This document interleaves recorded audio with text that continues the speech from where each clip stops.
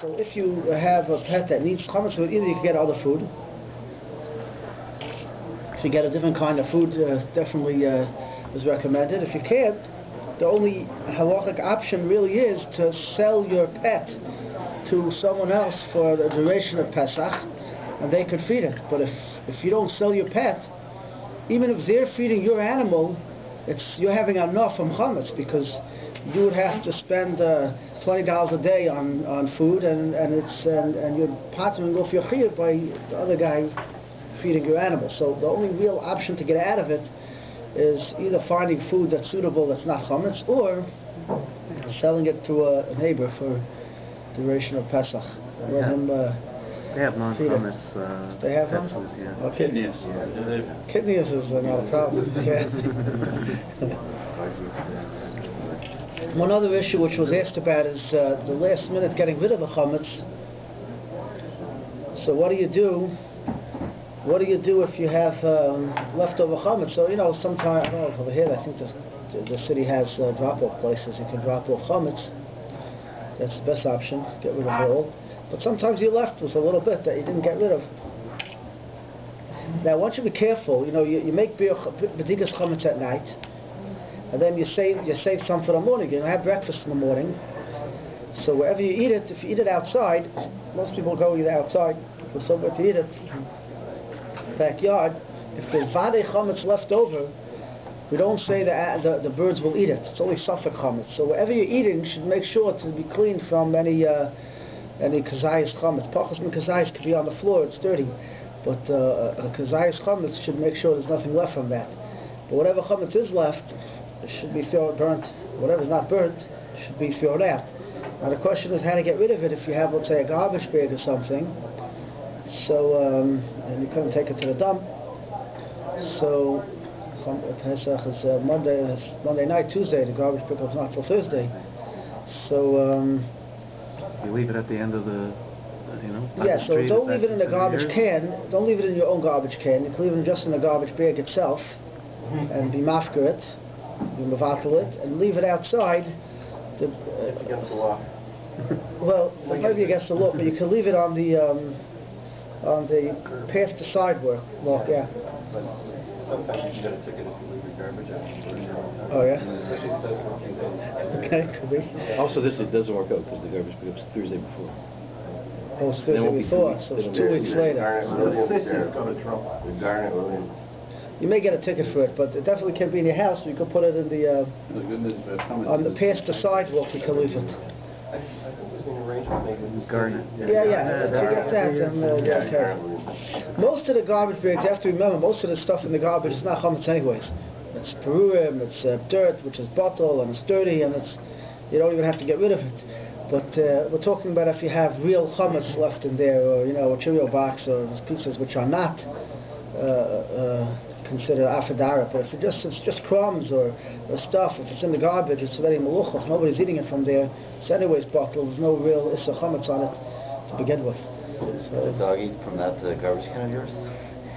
I mean, technically, if you have a full Cheerio box with a Cheerio in there, if you don't tell anybody, you can take it out from there, it's still clean.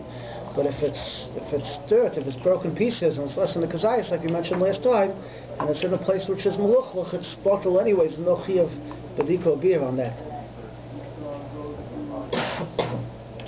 Okay, I'll just land it off that things. Now, as far as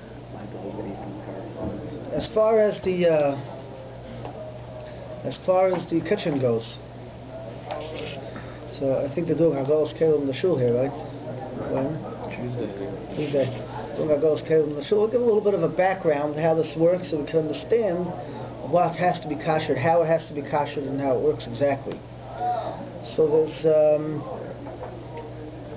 there's two basic ways of kashering, which are subcategorized into a few others. But there are two basic ways of kashering.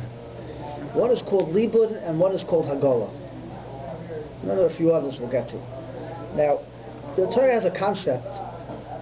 The Torah has a concept of that you could take something which is treif and make it kosher. But the way of doing it, there are two ways of doing it. Libun, kol asher tovi be'esh, anything that was that was used in fire.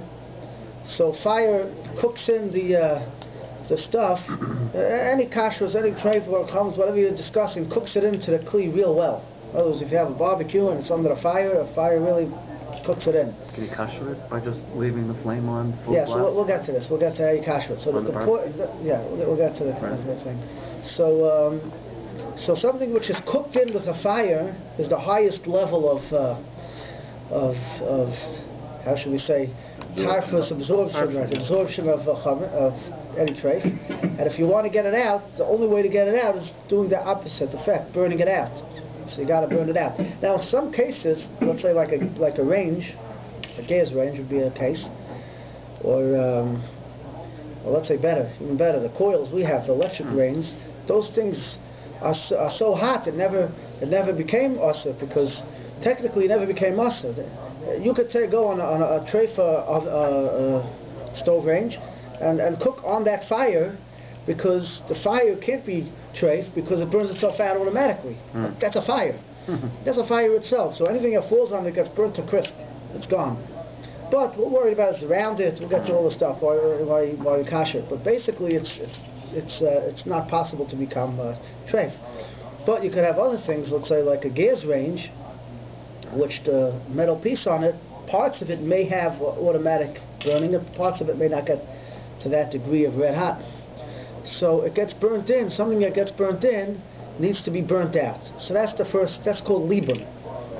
Now the ultimate libun is to make it red hot, until it gets red hot. You burn, you put it in some place in a fire. You could, the two optimal ways of doing it, which are both not recommended for general consumption, is blowtorch, or to use actually the hot coals. The hot coals itself is before they invented blowtorches.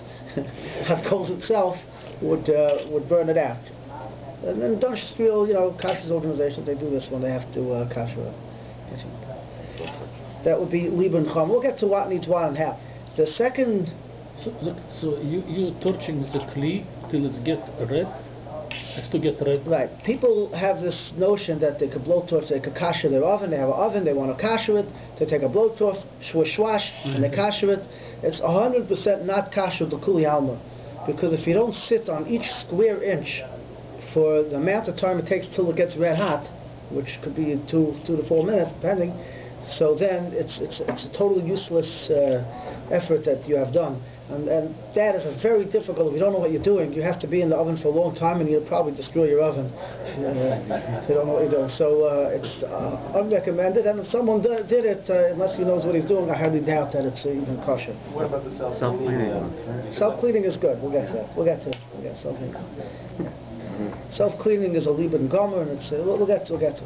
So that's one way. The next level is there's something called a libun kal, which we'll come to in a minute. There's hagola. Hagola is the same concept. However something got cooked in, it gets cooked out. So something which, a pot for example, which you cook food in, you cook soup in, you cook something in, so it gets cooked in with water. Okay, it's cooked in, so you cook it out. You put water in it and you cook it out. That's hagola. Now the concept of hagola is takes a lot of background to understand exactly how it works. Because, a very simple question. I have a treif pot, I put water in it, and I cook it. So I definitely wouldn't drink the water, right? It's treif, I cooked it in a treif pot. Now I'm going to go and use the pot. I mean, what did the water do? It just cooked it into the water and went back into the pot. So we need two ways of doing it. Either you need shishim, you need 60 times the amount of water than the walls of the pot itself, which according to the Chazal we don't have. Our pots are very thin, so you might have. In times of Chazal, the pots itself there was never in the volume in the space inside the pot 60 times the amount of the walls. So therefore, that would be problematic. But you need 60 times, and it's bottle. Any blias, any thing that was absorbed in the walls that come out becomes bottle into the water, and you could technically drink the water. I mean, it's bottle. That would be one way. The other way is if it's nice and tam lefkam. Nice and tam lefkam means that the taste does not taste good when it comes out, and therefore you don't need shishim to make it bottle, Raver's bottle. And that's why we kasher things after 24 hours. You wait 24 hours. The Gemara has a rule: if it waited 24 hours, anything left in the walls of the pot, not mamashas, not pieces, but anything which is blias, which is something which is absorbed into the pot, that becomes nifkam, doesn't taste so great anymore, and therefore when you cook it out, it becomes bottle. But anything which is left on the side of the pot that you could actually pick off, that doesn't become nifkam. That has to be clean. So therefore, any pot you can do hagolah on has to be thoroughly cleaned in all the cracks and crevices. There should be nothing left in there, because whatever is left in there cannot become kosher. It's only the blias that will become kosher when it comes out. Masha'en came the libun process. If you're doing a full libun, the first way, where you're burning it out, burning works just as well on something that's there or not. After you burn it out, it's totally gone, even if it's a piece of hummus. How about this business putting a stone in the pot during the Haggadah? Well, we're going to get to this. Oh. We'll explain this. Yeah.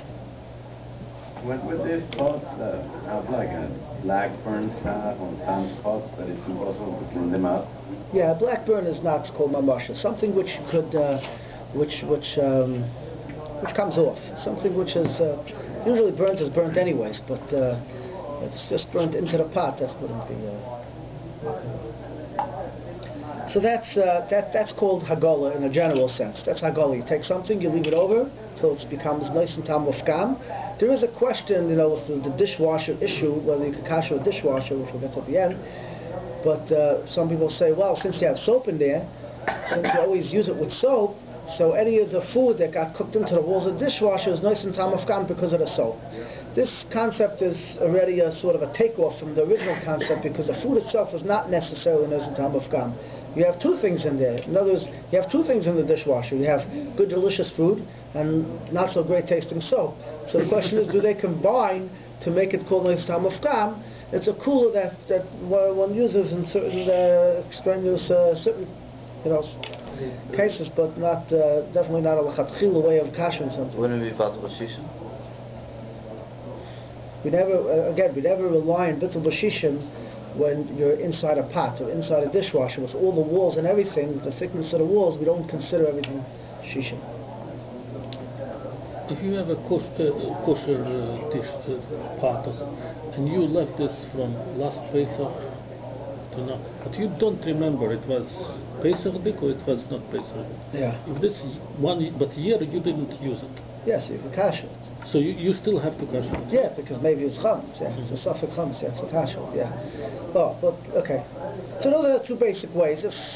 There's something called a liban kal, which is a light liban, which is not to burn it out with a blowtorch till it's red hot and gone, but to make it just a slight liban. And that works for things that need certain things that needs hagolah, which is very hard to make hagolah on. So certain things you can't boil in a pan, and it doesn't work, and therefore there's a concept of liban kal which works. So getting back to our kitchen, just keeping that in mind. So getting back to the kitchen, so you have let's say the oven. Let's start with the oven.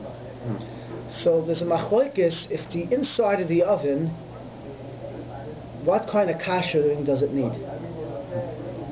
So there's a machlokes in America between a Baron Kotler and a Moshe Feinstein. The Baron Kotler held that it does not need a complete liban chomer.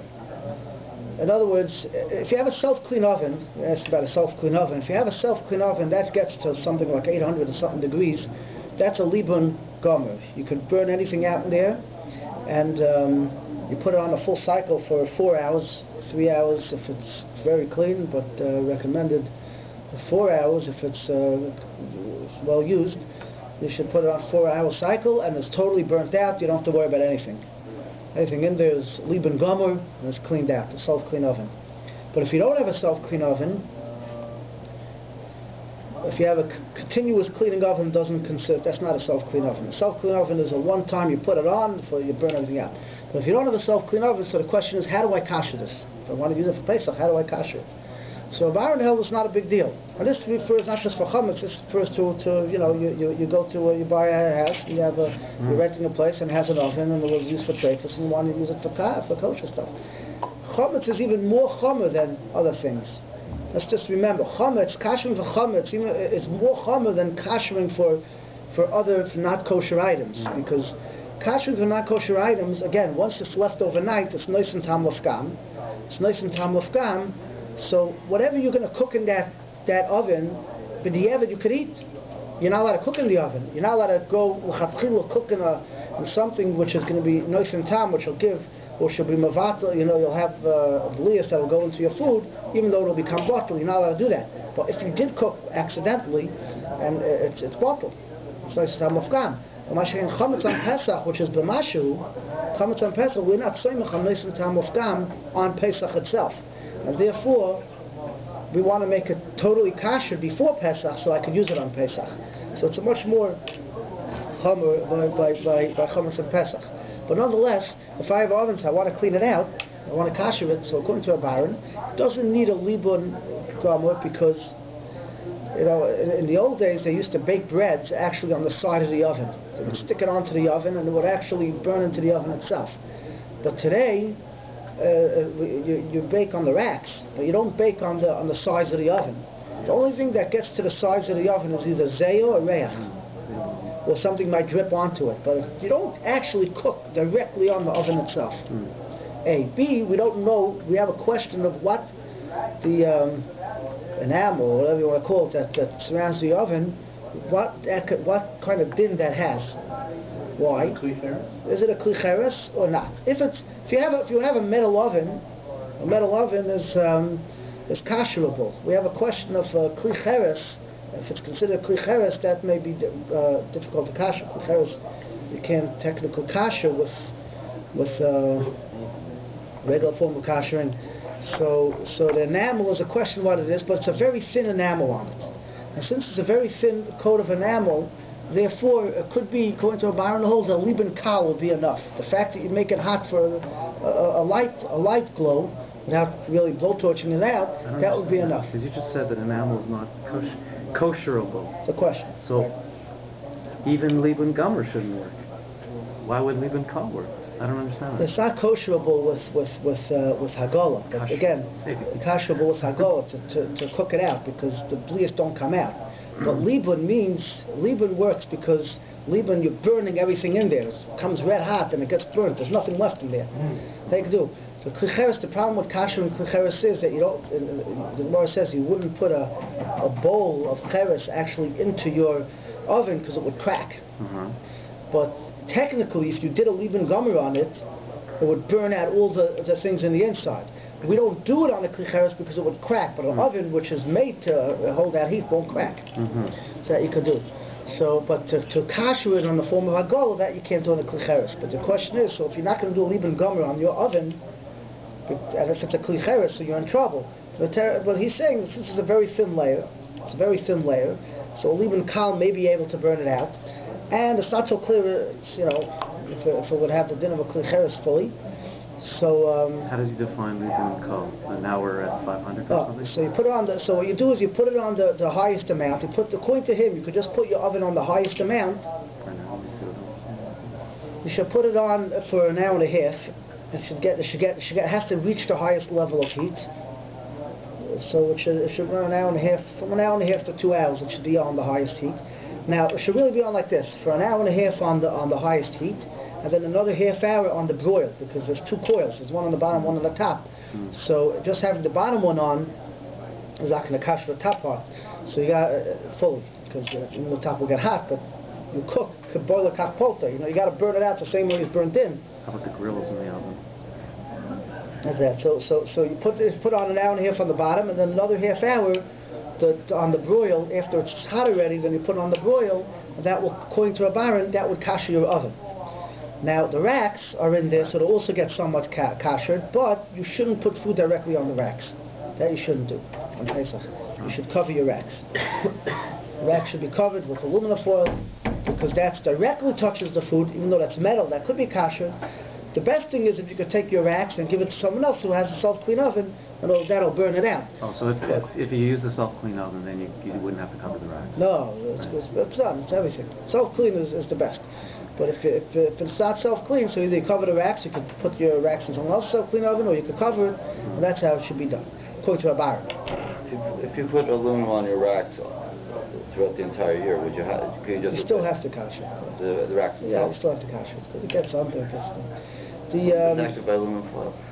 It gets through. It's just wetness between the leaves go through. It's also not good for your oven to do That's Reb Aaron. According to Reb Moshe, Feinstein, he holds that nothing doing. He holds you need a Liban gomer on your oven.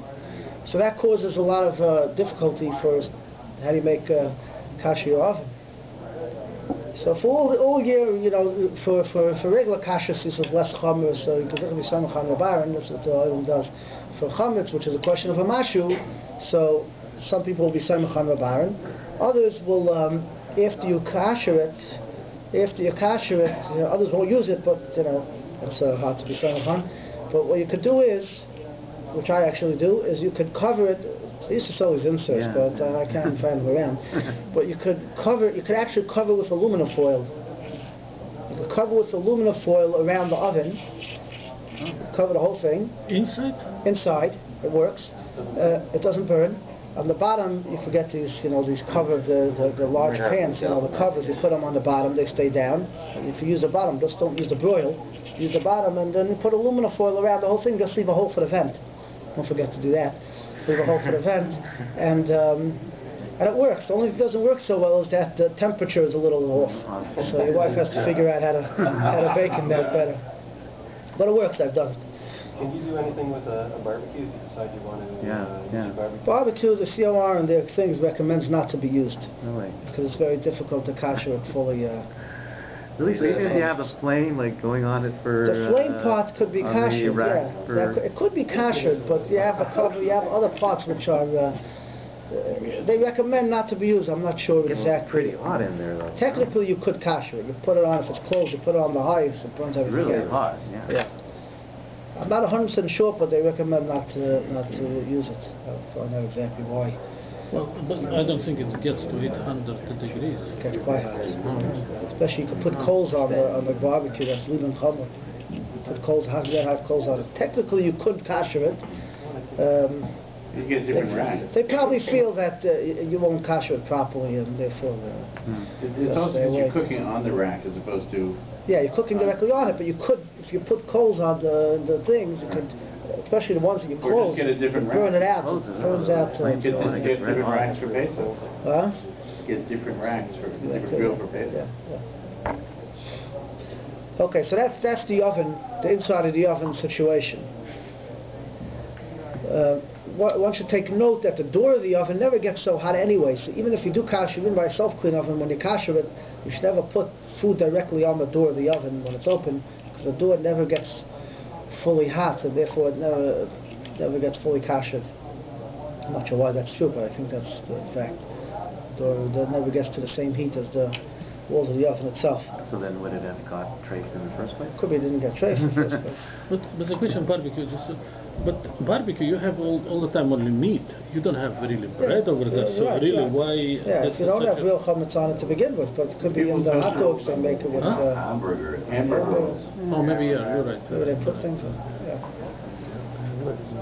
Okay. By the way, on the dishwasher, just a quick technical thing. Yeah. You said the soap, but if you left it for a day, you wouldn't even need the soap. Is the soap in lieu of That's true. of the day?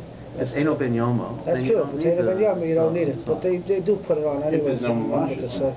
Yeah. There's a trap right where there's mamashes. It has to be cleaned very well. The dishwasher, again, the COR also recommends not to kasher the dishwasher. Dishwasher has the same problem. Is it kasherable? Depends on what it's made out of. If it's made out of metal, it is kasherable. If it's made out of plastic or other stuff, it's a machloikus in Achronim if that's considered klicheres, so that's considered kasherable. So again, for all year use, there's definitely room to be makel to kasher it. There's room to be kasher it if it's a really excess stress need to kasher it for Pesach. There are ways to kasher it. You could. There are ways to do it, but due to the difficulty in it, it's recommended. It's only a few days not to use a dishwasher. But if there are ways to kasher it if it's a real necessity. To run it through 3 cycles, 2 with soap, 1 without soap, and It has to be cleaned very well. Make sure it's cleaned very well, that there shouldn't be anything left in there. But again, that's only if it's a necessity. Otherwise, because again, you have this question, the plastic ones, if it's possible to, if it has din of a klicheres or not. So even though it's left overnight and it's nice to time of gam, but for Pesach it doesn't help, because mashu was usher, and therefore we're not seimach on that l'chatchila to use something which is time of gam on Pesach.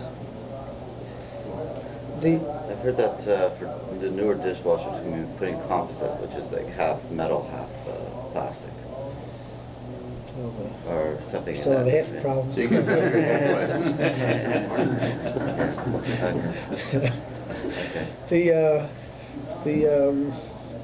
There's another concept which is very negative for dishwashing, rather, that we said that you can make hagolah.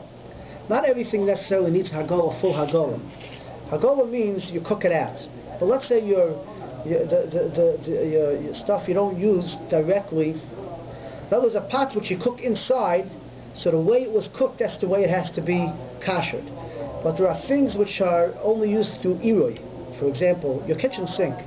You don't normally, it doesn't have a flame inside the sink. You don't cook in the sink. What happens is you can pour boiling hot water into the sink. So that's called irui. Irui means you had something cooked in a pot, and you poured it out onto something else. Now there are three levels. There's in the pot itself. That's the first level. Then there's the irui, pouring it out onto something else. That's called the irui kli rishon. The first kli, and it's pouring out. So that's the second level of intensified heat of blias. And the third level is in a kli sheni. In other words, if you take from one pot and pour it into a second pot, in the second pot itself has the concept of kli sheni. That's a step further. So if you, in other words, if you would fill up your sink with hot water, what's already in the sink is called a kli sheni. But the time of contact, when you poured from the first pot into the sink, that point of contact was irui kli rishon. It was poured from a kli rishon. The water still had the heat of the first kli until it actually landed in the pot, in the sink. When it lands, it gets a little bit cooled off and it already has a din of a kli sheni. So that's the level down. But at the point of going in, that's called the irui kli rishon. Okay, irui kli rishon is a question in the Rishonim, big sugya, how you consider that. Is that like a kli rishon? Is that like a kli sheni, tatagav, or ilagav? That's a sugya for chulim. But the way to kasher that is the same way it picked up the bliya. So in other words, you do not have to actually detach your whole kitchen sink and take it to the bayit to make a hagolah here. But you could actually do irui in it. You could boil up a pot and pour stuff into it, because it's the same concept. You're doing irui. Incidentally, a lot of plates, for example, let's say you buy plates. You buy plates which were treif. Now you want to kasher it. So, assuming it's a kasherable plate, so the question is, do I have to do a full hagol on it, boil it in a pot, or do I say, no, the food wasn't cooked on this plate, the food was cooked somewhere else, and it was put onto the plate. Irui. So the question over there comes, because if you have a double gush, if you have a soup, like a bowl, which is a soup, goes in there, yeah, it's only irui. But if you have something double gush, a kugel, you put a piece of potato kugel in it, so that retains its original heat. A solid thing could retain its original heat, even if you remove it from place A to place B, and therefore that may be like it's still on the fire, and therefore it would still need hagolah. That's also a shiloh. So, how about counters? We got the counters. The same thing as counters. The sink, when you're pouring the boiling water into the sink, does it have to remain boiling? Yeah, so getting back to this, we'll get to the sink, how you do it, yeah. So, but I'm just explaining this concept that, so when you have a plate, so sometimes you'll ask your Rav, will say, put it in a pot and make hagolah. Sometimes they'll say, no, just pour hot water on it 3 times. And the reason for that is because since most of the use is through irui, so we could kasher it that way. So these are 2 ways of kashering. So when it comes to a kitchen sink, since even if it may have had large pieces that fell in, maybe you poured from your chicken soup into the sink and it had a knedel there or something, or a hot piece of chicken, but it usually comes with water. And since it usually comes with water, we could be samach that it's just a question of irui. And therefore, it just has to be kasher to you. We're talking about a metal sink. Porcelain sink has a din of klicheres. We'll get to that. But a metal sink, it could be kashered, so technically you could kasher with irui. Now, again, just like the blowtorch, many people do irui but don't do a proper job. And the reason for it is very simple. Because irui, again, is the point of contact is the irui. But let's say once it lands, it already has a din of a klisheni. So let's say you boiled up a hot boiling pot, which is bubbling. Now you pointed out as soon as you take it off the fire, it stops bubbling. We'll get to that in a moment. But you take... Keep the kettle plugged in. Yeah, if you could keep the kettle plugged in, that's the best thing. Yeah, we'll get to this exactly. I just want to bring out one point here. So you pour it into the sink. Now you're pouring it into the sink. It hits, let's say it hits against the wall. So that point where it hit against the wall, you got a good kashering for. But then it starts sliding down. The second part it hits, that's already a klisheni, that's not irui. Because it already sort of cooled off by hitting the sink, and now it's a klisheni, and now it goes down. So when a person does the irui on a sink, he has to make sure to cover the entire sink. It takes a lot of pots. It takes a lot of pots of water to do this properly. You need to wait 24 hours. You need it to wait 24 hours, so it's nice time of God, yeah. You have to wait 24 hours from hot water. Hot water use. You should turn off the hot water faucet for 24 hours. Cold water doesn't matter. Hot water. There should be nothing hot going in the sink for 24 hours beforehand. The pots you have to use also have to be not used for 24 hours? So what? The pots you're using. We use kosher pots. Yeah, we'll get to that. Yeah, we'll get to the process. Does the pouring have to be continuous flow? Pouring has to be continuous flow. In other words, it can't be thrown onto it. It has to be continuous touching the pot. Continuous flow from the pot. It shouldn't be splashed on. Yeah. So if you put water in a sink and you have some kind of, like heaters, you put in tea or, That's great. If you, then you fill up your sink and you put in these the Kashrus organization uses, these emulsifiers that go in there and you boil it up, that's great. That's great. Ideal. You did a full-fledged Hagolah then. Now, in the sink itself, so this is what a problem A. So we have a few problems here, Kashrus in your sink. Problem A is you might not get every spot like this, very difficult. Problem B is what you were mentioning. How hot is my water from the pot now? So technically, if it comes straight off, even though it's not boiling, but it's comes straight off the fire, it's quite hot. I mean, the best thing is if you have a kettle, plug it in, but then you have a small spout. It's very much harder to get all the spaces. But if it's still plugged in the kettle, so that's really hot. But even in a pot that's boiling, if you ever got burned from it, it's quite hot. So and again, most of the food going into the kitchen sink is not hotter than that. Right. Because you're not it's not bubbling water going into the kitchen sink. It's usually the same heat.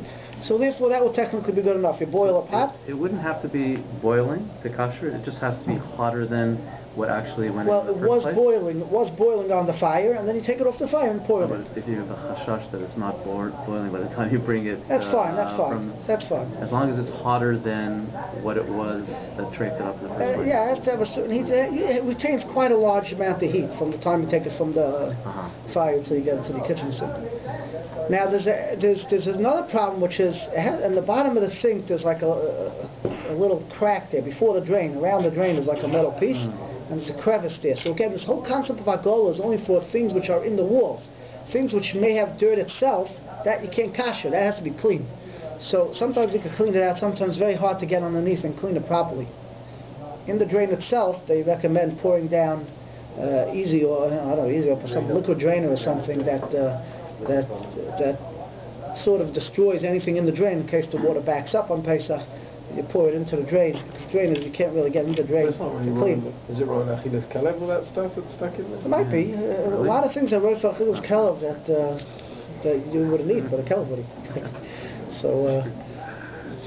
So what's recommended is for the sinks to really do a good job.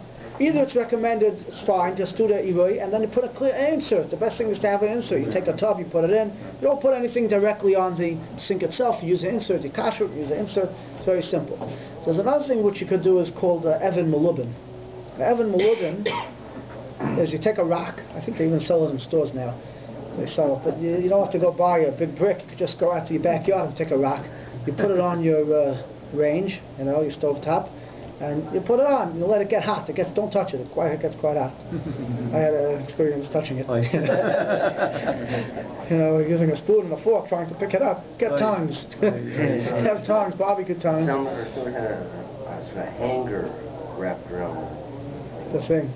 Yeah, don't make it too sheepish. It falls off and they really burn. But you pick it up, you'll put it on the fire for 10 minutes. It gets hot, it gets quite hot. And after you pour the water in the sink, you stuff up the drain. You pour the water in the sink so the sink fills up with the with the water, right? Something, and you put the stone in there, you'll see it starts bubbling. So one thing you gain is the water starts bubbling, right? Where the stone is, it bubbles away. And then you move the rock around, and that does a libun kal. And besides that, you put it by the crevice, by the crack, by the drain, by that thing, and that would burn out anything that's in there. So that would be a way of doing it. Dangerous. So the best It's not dangerous. if you It's could get an quite, immersion heater would be best. Quite geschmack. Yeah, but you have to have one that's big enough for the sink. Yeah. Maybe. Not dangerous. Let's go there from living. So that's the sink. So what were you asking with the pots? Yeah. So to kasher the pots. So this is a comment. Do I use my Pesach pot? Do I use my chametz pot? What kind of pot do I use? You know, if I use my chametz pot, so maybe I'm making everything worse. If I use my Pesach pot, especially if I want to kasher, let's say silverware and stuff, I put into my Pesach pot. So what happens? So the answer is you can use either one. You can use your chametz pot, but you should first boil it out once before you use it to kasher. So in other words, you fill it up, make sure it's clean again, it has to be totally clean. Then you boil it out once, and then it's technically kashered. It's like a brand new pot. Yeah, to kasher with. If you're going to use it for Pesach, you would actually bring it here, because then you'd put it into a larger vessel and do proper hagolah with it. But to kasher with it, you fill it up to the top, and you boil it out, and then you could kasher it again. Or you could use a Pesach one, and then it's recommended, it's not again, this is not a chiyuv, but it's recommended that after you kasher with it to boil out once more to use it again for Pesach. So it's more ideal to take a pot and immerse it in a bigger pot. Yeah, that's, you come here, they have this huge vat. Boil it over and right. Boil it over would not achieve the same level. Because that only goes on the outside, not the inside. On the inside. And I was the inside, not the outside, but why would you need the outside kasher? Things spill over, things come out, you know. But you're not cooking over it. But the bliss goes through. Yeah, bliss, yeah, it's interesting. So that's the pots. Again, just I forgot to mention, by the oven, it should be cleaned with easy off before. If it's not a self-clean oven, it should be cleaned with easy off before you kasher it, because that also gets rid of destroys anything, machilas kelev, anything that might be left inside. So again, since the kashering process is not foolproof on a regular oven, it should be done with easy off clean before. The stove you range on top also. So there's different kinds of ovens. So in a regular oven, so again, the coils technically don't need to be kashered. But what we do, Chumrah Pesach, is we kasher it, you put it on for 10 minutes on the highest heat, and you put a pot on top, so it spreads the heat. Now, especially if you have the chromes on the side, the chromes need to be kashered. So either you can take the chromes and do hagolah on it, boil it into into a pot, or what you could do is, again, if you put your pot on top when it's hot, you put your pot which is larger than the chromes, so the heat will spread onto the chromes, and that will be a libun kal on the chromes itself. So that would be kashering process. Does that take care of the dish that's underneath? The dish that underneath should be clean. You're not eating off the dish underneath. You're not eating off of it. So you know, it's not the end of the world if it's not kashered. So if you clean it and you put the pot on the coils, you're okay? Yeah, because it's not touching that dish underneath. If you want a kasher, you stick it in your oven when you turn it on. Gas top? It's not the gas top. So then you have the metal pieces again. So the best thing is if you have an oven to put it in the oven, it'll get a libun. Or you could turn on the gas and again put a pot on top, so it'll spread the heat to the rest of the parts, the parts, because the whole thing has to be burnt out. Counters have the same din as the sink? Countertops is a question of what kind of countertop you're talking about. If it could be kashered. So granite could be kashered. So these things could be kashered. The top of the stove that's enamel, you can't kosher, right? The top of the stove it can't be kashered. It should be covered. It should be covered with aluminum foil or something. And again, covered helps, but it's not recommended. You know, if you could. If you have this glass top ovens also, you know, so that, again, the part that gets red hot, that could be kashered. Again, they put a pot on top and kasher it. The middle can't be kashered at all. You have to cover that with, you could kasher it by pouring hot water on it, a little bit of hot water on it, just to do a little bit of a kashering, but then you cover it. You basically cover the spots that can't be kashered with heavy-duty aluminum foil. The countertops is, some of them could be kasher, depending on what it's made out of. The wood or the marble or this stuff could be kashered, but it's hard to be kasher again. You have to do iri on it. It's very hard to kasher. If you have a steam thing, it's very hard to kasher it, but they could be kashered. Some kasher it and cover it. Some just cover it. Some just kasher it. Depending how. The reason to covering it might not be enough because water gets underneath from the sink. And if there's any water between the countertop and the covering, so that could carry the blias through. So if you have a thick covering, it's recommended not to just use a little paper covering, but to use a thick plastic covering or a cardboard covering to cover the countertops. My father also puts tape. Duct tape, seal it off. To seal it off, that would be good. If you could seal off the water doesn't get underneath. A thick covering is recommended if you're going to put something hot on it. What else was asked? Okay, we'll have to call it quits here. It's just one more thing. It's recommended, the question, sell chametz, not sell the chametz, is recommended even if you don't have chametz in the house to sell, you should sell all your chametz, because there are a lot of things which you may think is not chametz, which is chametz, and we sell everything just in case it's another cushion to make sure that you have no chametz in your house. There are many things that you think might not be chametz. Do you sell pots of fliya? You don't have to sell it, but it's all included in the mechira. But is it then your pots are being owned by a goy for those 8 days? Then it's your kalim are owned by a goy for those 8 days. Your kalim aren't owned by a goy. It's the blias that are owned by a goy. You're not selling So the you're pots not selling your pots. You're selling the bliya in the pot. Right. Is that correct? Yeah. So it's the best thing is to make a mechiras chametz, even if you don't have real chametz. So you shouldn't sell your pots. No. No.